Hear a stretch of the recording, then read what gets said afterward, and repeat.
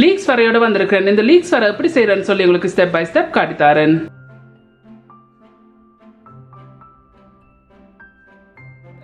So அந்த லீக்ஸில் வந்து வர செய்யறதுக்கு நான் இதில் ஒரு பேன் வச்சு மீடியம் ஹீட்டில் வச்சிருக்கேன். மீடியம் ஹீட்டில் வச்சுக்கொண்டு இதில் வந்து எண்ணெய் இருக்குது, 1.5 டீஸ்பூன் எண்ணெய் இருக்குது. இந்த எண்ணெயை விட்டு இந்த எண்ணெய் கொதிக்கணும்.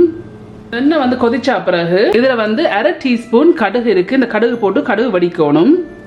ஸோ அந்த கடுகு வந்து இப்படி வடிச்சு கொண்டு வரைக்க இதில் வந்து 1/2 டீஸ்பூன் பெருஞ்சீரகம் இருக்குது. இந்த பெருஞ்சீரத்தையும் இதில் போடுங்க. இதில் வந்து ஒரு சின்ன வெங்காயம் எடுத்து வட்டி வச்சிருக்கேன். இதையும் இதில் போடுங்க.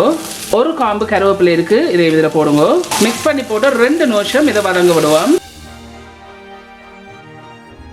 இப்போ 2 நிமிஷமா இது வந்து வதங்கி இருக்குது. இந்த 2 நிமிஷம் வதங்கினா பிறகு இதில் வந்து காஞ்ச மிளகா 4 பெரிய காஞ்ச மிளகா எடுத்து உடைச்சி வச்சிருக்கேன். இதையும் இதில் போடுங்க.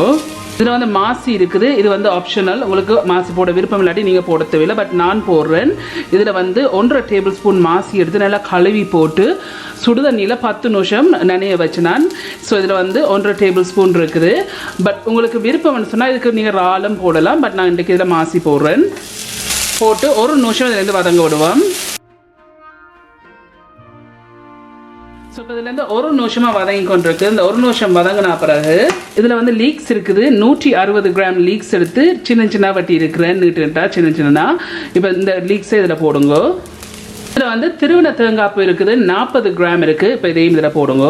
இதில் வந்து டர்மரிக் பவுடர் இருக்குது, மஞ்சள் 1/2 டீஸ்பூன் இருக்குது. இப்போ இதையும் இதில் போடுங்க. உங்களுக்கு தேவைக்கு அளவான உப்பு போடுங்க. பட் நான் இப்போதைக்கு 1/2 டீஸ்பூன் சேர்க்குறேன். இதை மிக்ஸ் பண்ணி போட்டு நல்லா வறுத்தெடுப்போம். இதை